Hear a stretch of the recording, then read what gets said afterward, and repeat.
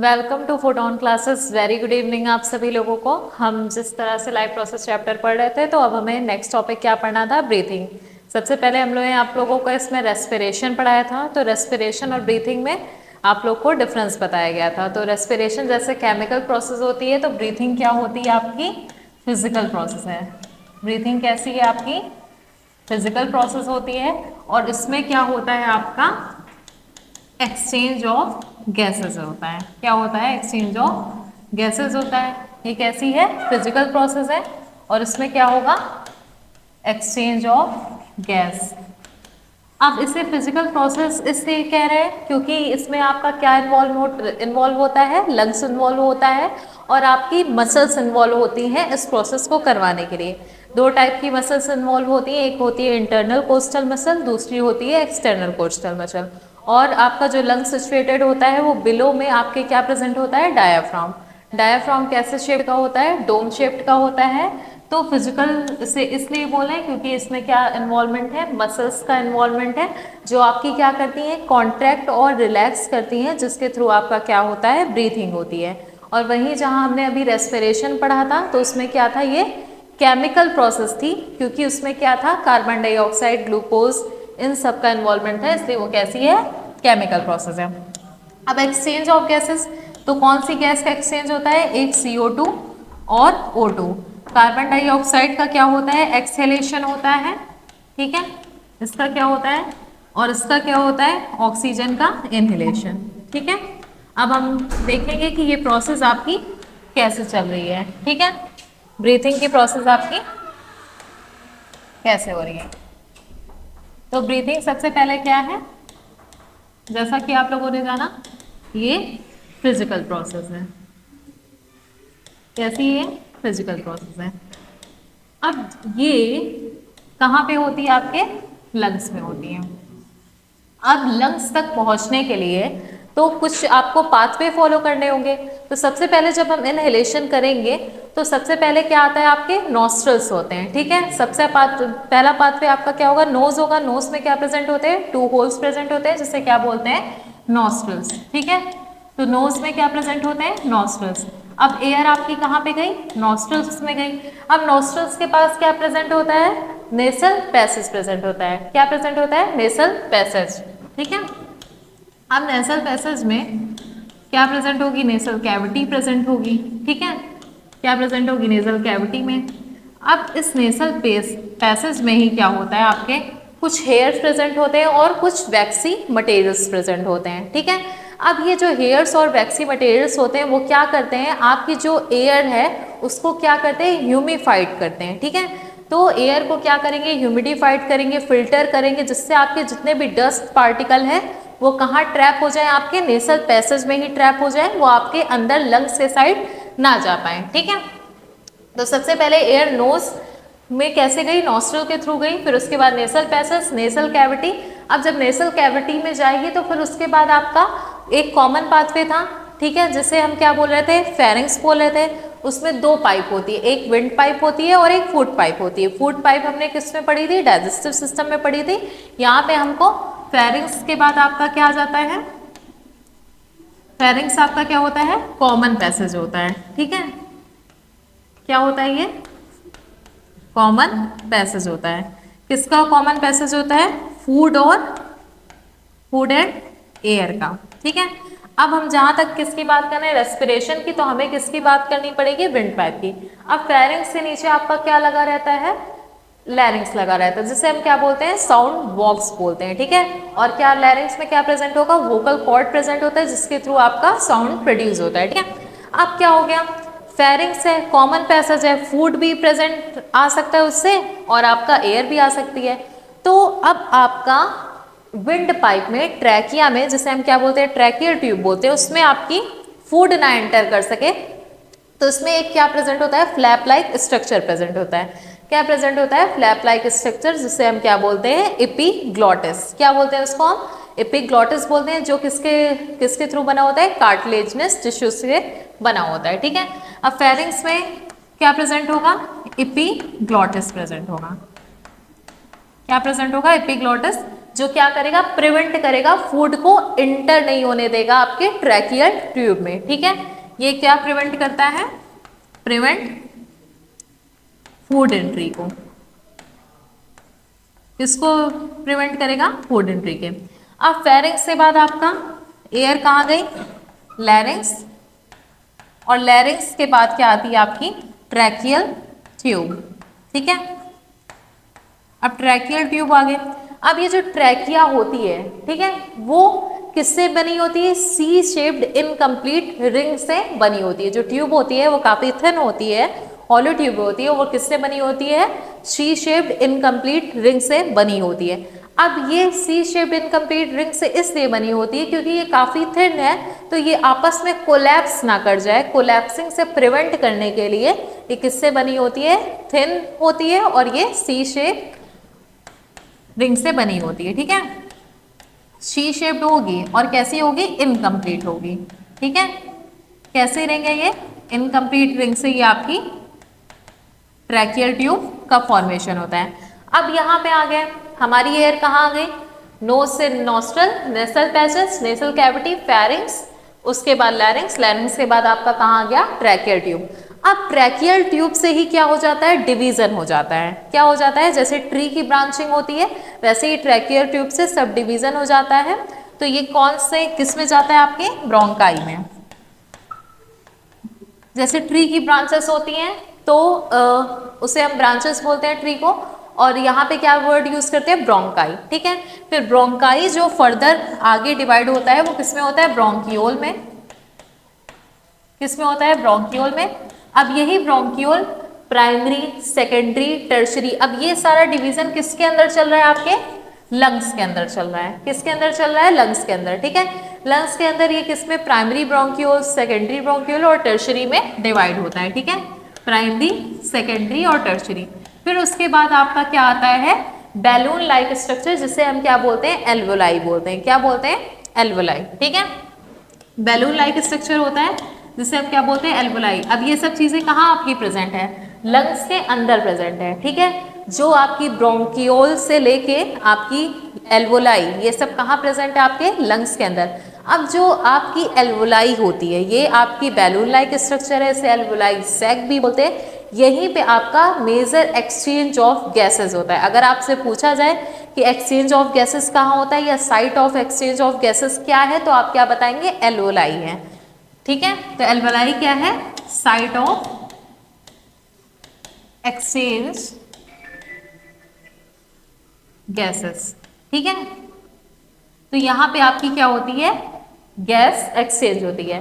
तो ये पूरा आपका क्या था, पाथवे था कि कैसे आपकी air nose, nostril, nasal passage से होते हुए नेसल कैविटी में जाएगी, फिर फेरिंग्स जो आपका कॉमन पाथवे था, उसके बाद लैरिंग्स, लैरिंग्स के बाद आपके ट्रैकियल ट्यूब और ब्रोंकाई, फिर ब्रोंकियोल, फिर ब्रोंकियोल फर्दर डिवाइड होता है सब ब्रांचेस में, तो उसे हम प्राइमरी, सेकेंडरी और टर्शियरी ब्रोंकियोल्स बोलते हैं। फिर उसके बाद कहाँ जाता है आपका एल्वोलाई, जो आपका बैलून लाइक स्ट्रक्चर होता है, जहाँ पे आपकी एक्सचेंज ऑफ गैसेस होती है, ठीक है। अब इसमें से पूछा जा सकता है कि आपका एक्सचेंजिंग पाथवे कौन सा है और आपका कंडक्टिंग पाथवे कौन सा है, ठीक है। तो दो पाथवे होते हैं आपके रेस्पिरेटरी सिस्टम में, ठीक है। कौन से दो पाथवे होते हैं, एक आपका एक्सचेंजिंग पाथवे होता है, ठीक है, और दूसरा कंडक्टिंग।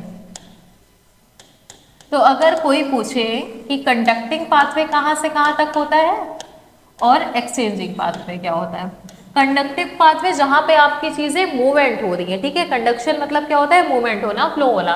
तो एयर आपकी फ्लो कहां से कहां तक हो रही है, नॉस्ट्रल टू आपका ब्रोंकाई तक आपका क्या पाथवे है,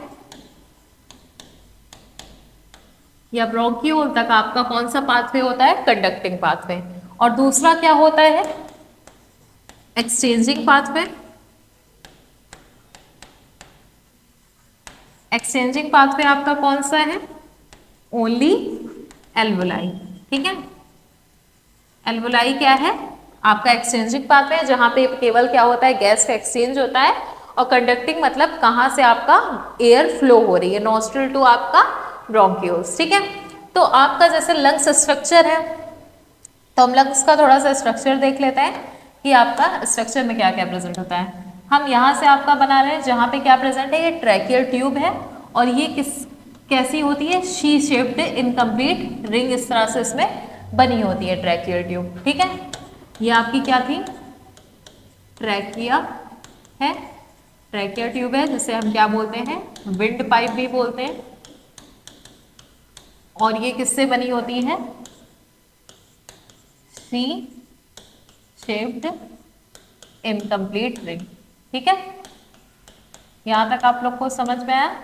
उसके बाद यहीं से ये दो ब्रांच निकलती है। ठीक है, और ये दो ब्रांच कहाँ डिवाइड होती है, आपके लंग्स में डिवाइड होती है। ये आपका एक राइट लंग्स होता है, ठीक है, और दूसरा क्या होता है आपका लेफ्ट लंग होता है। तो अब क्या होता है, जो लंग्स है एक राइट लंग है और दूसरा क्या है, लेफ्ट है। अब जो राइट लंग्स होता है उसमें क्या होते हैं, 3 लोब होते हैं और लेफ्ट लंग में क्या होते हैं, 2 लोब होते हैं। ठीक है, ये मान लीजिए आपका क्या है, लेफ्ट लंग्स है। ठीक है, इसमें कितने लोब प्रेजेंट होते हैं, 2 लोब्स प्रेजेंट होते हैं। ठीक है, और ये आपका क्या है, राइट लंग है और इसमें कितने लोब प्रेजेंट होते हैं, 3 लोब प्रेजेंट होते हैं। ठीक है, कितने लोब्स प्रेजेंट होते हैं, 3 लोब्स। अब ये जो लंग्स है ये किससे प्रोटेक्टेड होता है, रिब केज से प्रोटेक्टेड होता है। ठीक है, तो ये अगर पूछा जाए कि ये प्रोटेक्टेड किससे होता है, रिब केज से। चारों तरफ ये किससे प्रोटेक्टेड होता है, रिब केज से। और यहाँ पे आपके क्या पाई जाती है, डोम शेप्ड की डायाफ्राम पाई जाती है। ठीक है, क्या पाई जाती है, डोम शेप्ड की डायाफ्राम पाई जाती है। यही आपकी मेजर रोल प्ले करती है इनहेलेशन और एक्सहेलेशन में। इसी का शेप आपका क्या होता है, चेंज होता है, जिसके थ्रू आपकी एयर को हम इनहेल और एक्सहेल कर सकते हैं। ठीक है, तो ये हो गया। अब इसकी जो ब्रांचिंग है ये आपकी क्या थी, ब्रोंकाई थी जो 2 पार्ट में डिवाइड हुई थी। ठीक है, ये क्या है, ब्रोंकाई है। अब यही प्राइमरी ब्रोंकियोल। ठीक है, फिर इसका सब डिवीजन हो जाएगा तो सेकेंडरी, फिर ये क्या हो जाती है, टर्शियरी ब्रोंकियोल। इस तरह से इसमें डिवाइड हो जाती हैं। ठीक है, ये डिवाइड होगी प्राइमरी, सेकेंडरी, टर्शियरी। अब यहाँ पे इस तरह से बैलून लाइक स्ट्रक्चर लंग्स में प्रेजेंट होता है जिसे हम क्या बोलते हैं, एल्वुलाई बोलते हैं। क्या बोलते हैं, एल्वुलाई बोलते हैं। जहां पे क्या होता है, एक्सचेंज ऑफ गैसेस होता है और ये आपकी क्या है, प्राइमरी, सेकेंडरी, टर्शियरी ब्रोंकियोल। ठीक है, अब जो आपका लंग्स होता है, ठीक है, मैंने बता दिया रिब केज से प्रोटेक्टेड होता है, डायफ्राम नीचे साइड प्रेजेंट होता है। ठीक है, पोस्टीरियर साइड प्रेजेंट होता है और लेटरल साइड आपका किससे प्रोटेक्टेड होता है, रिब केज से। जो आपका लंग्स है, अब इसमें भी क्या प्रेजेंट होती है, डबल मेम्ब्रेन प्रेजेंट होती है। ठीक है, ये लंग्स आपकी डबल मेम्ब्रेन प्रेजेंट होती है जो किसको प्रोटेक्ट करती है, लंग्स को प्रोटेक्ट करती है। ठीक है, किसको प्रोटेक्ट करती है, लंग्स को। अब इस मेम्ब्रेन को हम क्या बोलते हैं, प्लूरा मेम्ब्रेन। क्या बोलते हैं, प्लूरा मेम्ब्रेन बोलते हैं। ठीक है, अब इस प्लूरा मेम्ब्रेन में के अंदर अब डबल मेम्ब्रेन है, बीच में खाली स्पेस प्रेजेंट है, तो इस खाली स्पेस में क्या प्रेजेंट होता है, प्लूरल फ्लूइड प्रेजेंट होता है। क्या प्रेजेंट होता है, प्लूरल फ्लूइड प्रेजेंट होता है। ठीक है, जो आपको किससे प्रिवेंट करता है, ताकि आपका लंग्स जो है वो कोलैप्स ना कर जाए, उससे क्या करता है, प्रिवेंट करता है। कौन प्रिवेंट करता है, प्लूरल फ्लूइड। और जो आपकी प्लूरल मेम्ब्रेन है वो क्या करती है, प्रोटेक्शन प्रोवाइड कराती है। ठीक है, तो ये आपका क्या है, लंग्स का स्ट्रक्चर है। ठीक है, ये क्या है, लंग्स का स्ट्रक्चर है जिसमें मैंने ट्रैकियल ट्यूब बताया, फिर उसके बाद ब्रोंकाई 2 पार्ट में डिवाइड होती है और इसकी सब ब्रांचिंग होती है, तो इसे हम प्राइमरी, सेकेंडरी, टर्शियरी ब्रोंकियोल बोलते हैं। और फिर लास्ट में ये क्या होती है, आपकी एल्वोलाई प्रेजेंट होती है जहाँ पे क्या होता है, एक्सचेंज ऑफ गैसेस। ठीक है, तो यह आपका क्या हो गया, लंग्स का स्ट्रक्चर हो गया। यहाँ तक आपको समझ में आ गया। अब क्या होती है, लंग्स में प्रोसेस होती है जिसके थ्रू हम क्या कर सकते हैं, एयर को इनहेल कर सकते हैं और एक्सहेल कर सकते हैं। मैंने पहले ही बताया कि उसमें आपकी डायफ्राम और इंटरनल और एक्सटर्नल कोस्टल मसल्स का मेजर रोल होता है जो आपकी ये प्रोसेस कराती हैं। ठीक है, अब हम देखते हैं कि आपका इनहेलेशन और एक्सहेलेशन कैसे प्रोसीड करता है। उसको जानने से पहले आप लोगों ने केमिस्ट्री में ये पढ़ा था कि जो प्रेशर होता है वो इनवर्सली प्रोपोर्शनल टू क्या होता है, वॉल्यूम होता है। ठीक है, क्या होता है? Pressure inversely proportional to volume. इसका मतलब क्या होता है? जब आपका प्रेशर इंक्रीज करेगा तो आपकी वॉल्यूम क्या होगी? डिक्रीज। ठीक है, अगर हम प्रेशर बढ़ाएंगे तो क्या होगी? वॉल्यूम आपकी डिक्रीज होगी। अगर हम क्या कर दें? वॉल्यूम को हम इंक्रीज कर दें तो आपका प्रेशर क्या हो जाएगा? डिक्रीज हो जाएगा। केवल इसी फिनोमेना पे आपका क्या होता है? इनहेलेशन और एक्सहेलेशन होता है। ठीक है, तो अब हम देखेंगे कि इनहेलेशन और एक्सहेलेशन कैसे होता है। तो अब क्या है? इनहेलेशन। अब इनहेलेशन में हमें क्या करना है? एयर को अंदर लेना है। ठीक है, जब हमको एयर को अंदर लेना है तो अब हमारा जो डायफ्राम है वो क्या है? डोम शेप्ड है। तो हम क्या करेंगे? हमको प्रेशर ग्रेडियंट जनरेट करना पड़ेगा। क्या जनरेट करना पड़ेगा? प्रेशर ग्रेडियंट, जिसके थ्रू हम क्या कर सकते हैं? रेस्पिरेशन की प्रोसेस आपकी हो सकती है। अब प्रेशर तो सबको पता है, लेकिन ग्रेडियंट वर्ड का मतलब क्या होता है? ग्रेडियंट वर्ड का मतलब ये होता है कि एक जगह आपका प्रेशर कम हो और दूसरी जगह आपका क्या है? प्रेशर ज़्यादा हो। तो हम मान लेते हैं कि हमारा क्या है? एनवायरनमेंट में प्रेशर ज़्यादा है। ठीक है, और प्रेशर किसका?